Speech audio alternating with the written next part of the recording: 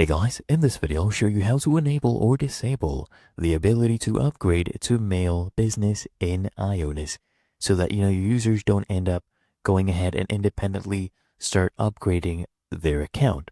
What you do is you log in to your IONOS dashboard, come to the top, click on menu, then from here click on email.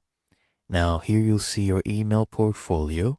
Select the email which you want to go ahead and disable this for. So let's say for this domain, hit select right here.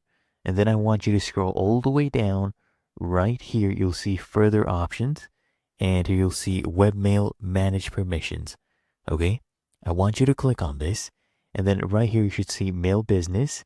And this one is currently enabled. You can toggle this off to disable this. And your users will not be able to independently go ahead and make these upgrades. So now it's disabled. If you want to enable it, just go ahead and toggle it on again. Really that easy. And that is how to enable or disable the ability to upgrade to Mail Business in IONOS.